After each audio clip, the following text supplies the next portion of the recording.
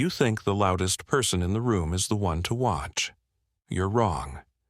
And that mistake might be costing you everything. While you're distracted by the extroverts commanding attention, the silent ones are reading you, manipulating you, and 3 steps ahead of your next move. The most dangerous people you'll ever encounter don't announce themselves. They observe, they calculate, they wait, and by the time you realize what's happening, they've already won. Let me be brutally clear about what you're risking right now. Every interaction you have, every meeting you walk into, every negotiation you think you're controlling, you're being studied by people who've mastered the art of silence. While you're talking, they're learning your patterns, your weaknesses, your emotional triggers. You think silence means weakness. That's exactly what they want you to think. That assumption has cost people their careers, their relationships, their fortunes. You're leaving yourself completely exposed, and you don't even know it. The corporate world is filled with casualties who underestimated the quiet analyst in the corner, the reserved colleague who never spoke up, the introverted competitor who seemed harmless. Where are those casualties now? Explaining to themselves how they got blindsided. Meanwhile, the silent operators are running the companies, closing the deals, and controlling the narratives. You're either learning this truth today, or you're learning it the hard way when someone you dismissed destroys everything you've built. Here's what you need to understand about silence as a weapon. It's not the absence of communication. It's the most sophisticated form of it. When everyone else is competing to be heard, desperate to contribute, anxious to prove their intelligence, the silent person is gathering intelligence on a level you can't comprehend. They're watching your body language when you think no one's paying attention. They're noticing which topics make you defensive, which compliments inflate your ego, which criticisms make you spiral. While you're performing, they're profiling. Machiavelli understood this perfectly. The prince who speaks reveals least. The ruler who observes most controls most. Power doesn't announce itself with speeches and declarations. Real power sits quietly in the corner, watching fools expose themselves with every word they speak. You know what the silent person is doing while you're explaining yourself, justifying your position, trying to win the argument.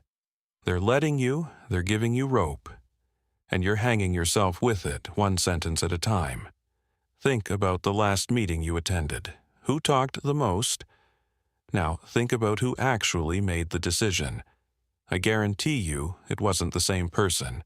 The talker was performing. The silent one was deciding. This isn't theory. This is how real power operates in every boardroom, every negotiation, every power structure you'll ever encounter. The person asking questions controls the conversation. The person staying silent controls the room. Why? Because silence creates a vacuum that desperate people rush to fill. You've done it yourself. Someone asks you a question and then just waits, as the silence becomes unbearable. So you start talking, and revealing. You share information you didn't plan to share. You make concessions you didn't need to make. You expose strategies you should have protected, all because you couldn't handle 15 seconds of silence. The silent person knows this. They've weaponized your discomfort with silence against you. They're using your need to fill the void as an interrogation technique, and you're voluntarily confessing everything they need to know. But it goes deeper than tactical advantage. Silent people have fundamentally different operating systems.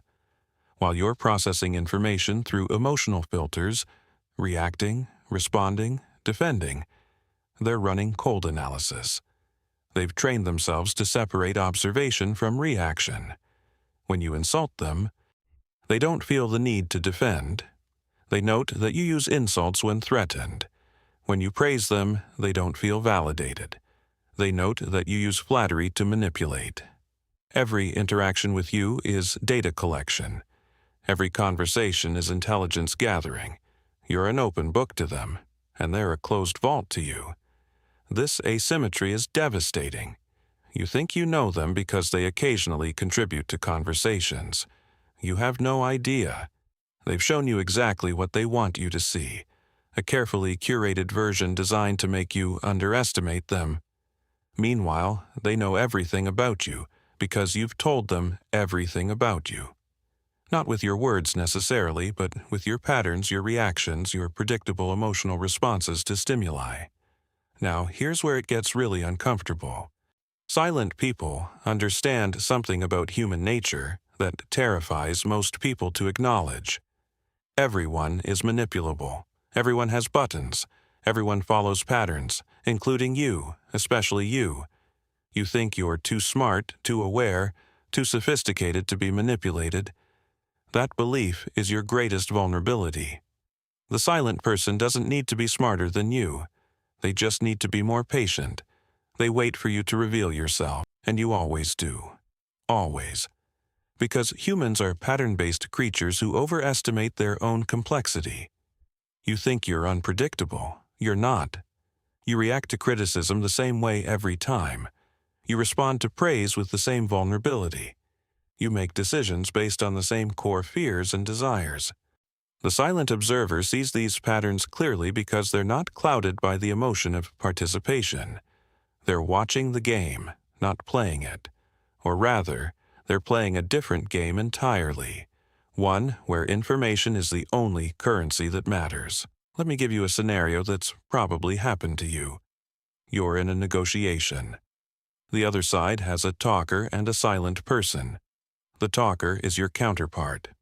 Asking questions, making points, engaging with your arguments, you focus all your energy on this person.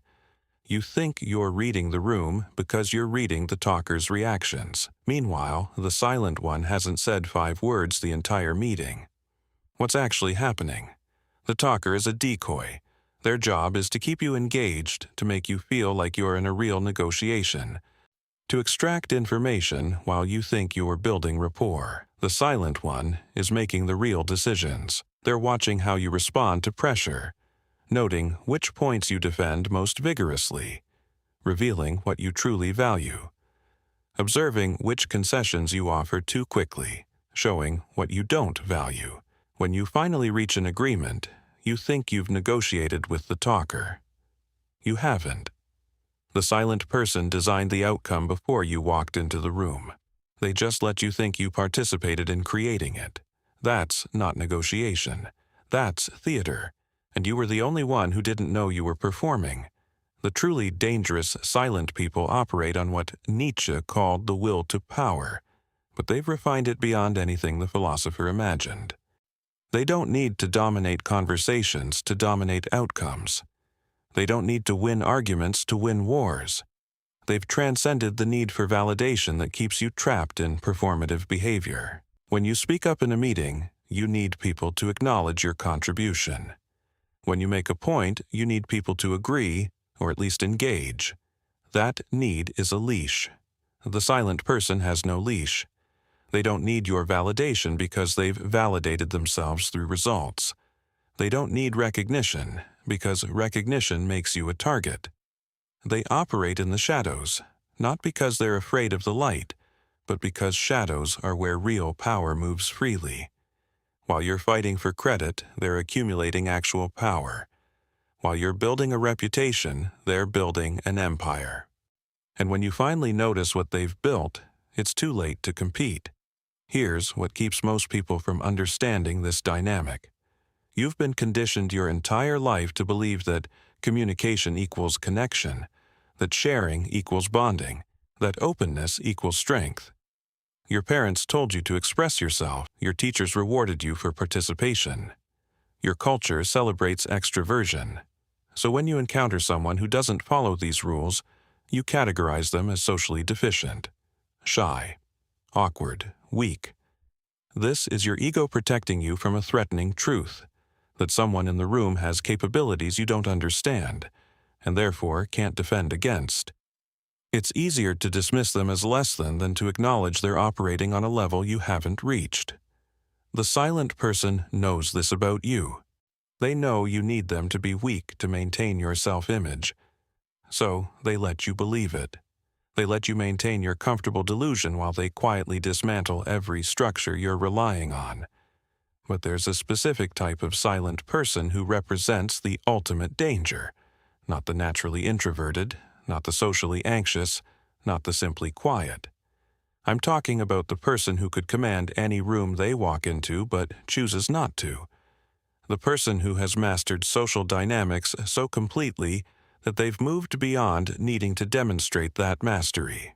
These are the apex predators of human interaction. They've studied rhetoric, psychology, influence, and persuasion. Not to use these tools overtly, but to understand when others are using them. They can read a room better than the most charismatic person in it. They can predict conversational flows 3 moves ahead. They can identify power dynamics and leverage points instantly. And they choose silence. Why? Because they've realized that in a room full of people trying to be seen, the person who can't be read wins. They've weaponized invisibility. They've made themselves into mirrors, reflecting back whatever keeps them underestimated while gathering intelligence that gives them God mode access to everyone else's operating systems. You want to know how to identify these people? You can't. That's the point. They've designed their presentation to be forgettable, average, unremarkable. They don't stand out because standing out creates attention, and attention creates scrutiny, and scrutiny limits options. They need you to look past them. They need you to focus on the obvious threats, the loud competitors, the visible players. While you're watching the chess pieces that are actively moving, they're the player 3 moves from checkmate that you didn't even realize was in the game. By the time you notice them, if you ever notice them, the outcome is already determined. And here's the truly brilliant part. Even if you do notice them, even if you do recognize their danger, what can you do? They haven't done anything observable. They haven't made threats. They haven't taken obvious actions. They've just been quiet, watching, learning. How do you defend against someone whose only weapon is understanding you better than you understand yourself? Let me hit you with an uncomfortable reality. The silent person in your life, your workplace, your social circle, maybe even your family, knows things about you that you think are hidden. They know about the insecurity you mask with confidence. They know about the fear driving your ambition. They know which relationships are transactional and which ones you'd actually sacrifice for. How? Because you told them. Not directly. You'd never directly admit these things. But you tell everyone everything through your patterns of behavior, your micro-reactions, your choices under pressure. The difference is, most people are too busy thinking about themselves to actually process what you're revealing. The silent person isn't. They're processing everything. They're building a psychological profile of you that's more accurate than your self-perception. And they're doing it without you ever noticing you're being studied. This isn't paranoia. This is pattern recognition. Some people collect data the way others collect stamps, and you're walking around displaying your entire collection for anyone patient enough to observe. There's a concept in dark psychology called the gray rock method, making yourself uninteresting to avoid negative attention from manipulators. But the most sophisticated operators have inverted this technique. They become gray rocks not to avoid manipulation, but to become invisible manipulators. They remove themselves from the social equation, fade into the background noise of organizational life, and from that position of perceived insignificance, they pull strings no one realizes exist. They suggest ideas in ways that make others think they originated them. They plant information that shapes decisions without making obvious recommendations. They create conflicts that eliminate competitors while keeping their own hands clean. They engineer outcomes without fingerprints. And because everyone underestimated them as just quiet, nobody suspects them of having the capacity for this level of strategic thinking. This is beyond manipulation. This is social engineering as an art form, and the canvas they're painting on is your reality. You're probably wondering how to defend against this, how to protect yourself from silent operators who've made you transparent while remaining opaque. Here's the truth that nobody wants to hear. If they're truly skilled, you can't. Not completely. because defense requires awareness, and they've designed their entire approach around exploiting your lack of awareness. But you can make yourself harder to read. Start by recognizing that silence is a conversation. When someone isn't speaking, they're still communicating, they're gathering, they're analyzing. Treat every interaction like you're being profiled, because you are. Not just by silent people, by everyone to some degree, but the silent ones are actually good at it. Stop filling silences with nervous chatter. Stop explaining yourself when no explanation is required. Stop revealing your strategic thinking because you need validation for your intelligence. Every word you speak is a data point. Every reaction you show is a pattern. The less you give them, the less they have to work with. But understand, this isn't a fix. This is damage mitigation. Because while you're learning to guard yourself, they've been guarding themselves for years. The historical record is filled with silent kingmakers who understood this dynamic perfectly. Cardinal Richelieu rarely needed to speak because his intelligence network spoke for him. He knew more about everyone in the French court than they knew about themselves. Talleyrand survived multiple regimes by appearing harmless while orchestrating the political reality around him. These weren't men who commanded through force of personality. They commanded through force of information. They understood that in any power structure, the person who knows the most controls the most. And the best way to know the most is to say the least. Modern corporate environments operate on the same principles. The CEO talks at the all-hands meeting. The PR person handles the press, but the person actually running strategic decisions? Often, someone you've never heard of. Someone who sits in meetings quietly, absorbs everything, and then shapes reality through carefully placed influence that leaves no trace back to them. This isn't conspiracy theory. This is organizational dynamics at the highest level. And here's where we need to address the elephant in the room. Everything I'm telling you, you're going to use it wrong. You're going to think silence alone equals power. It doesn't. Silence without strategic thinking is just not talking. Silence without observation is just disengagement. What makes silent people dangerous isn't the silence itself. It's what they're doing during the silence. They're running cost-benefit analyses on every word before it's spoken. They're modeling conversational trees to predict how discussions will unfold. They're identifying leverage points in social dynamics that others don't even perceive exist. The silence is just the visible part of an invisible process. If you just stop talking without developing the analytical framework underneath, you're not becoming dangerous, you're just becoming invisible. And there's a massive difference between being underestimated strategically and being dismissed irrelevantly. One is a position of power. The other is a position of irrelevance. The silent operators who rise to power do so because their silence masks sophisticated strategic thinking. Remove the strategy, and you're just quiet. So, what separates the silent person who's dangerous from the silent person who's just quiet, intent, strategy, purpose? The dangerous ones have decided that silence serves their goals better than speech. They've made a calculated determination that in the game they're playing, information asymmetry is more valuable than social capital. They don't care if people like them because they're not optimizing for being liked. They care if people underestimate them because they're optimizing for being underestimated. Every interaction is purposeful. Every silence is strategic. When they do speak, it's because speaking serves a specific objective that outweighs the value of continued observation. Their words land with weight because they're so rare. People listen because they've learned that when this person talks, it matters. That's earned attention, the only kind worth having.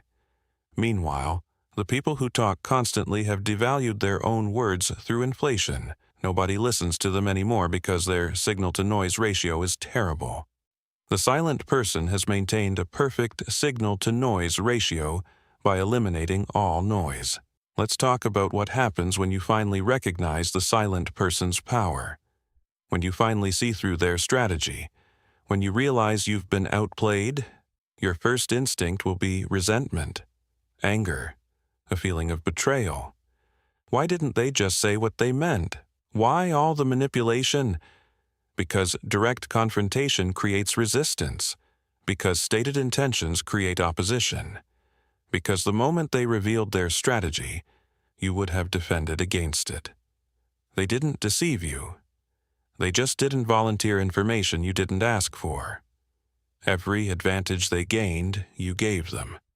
Every piece of intelligence they collected, you shared freely. They didn't take anything from you. You handed them everything they needed while talking yourself into positions you didn't need to take.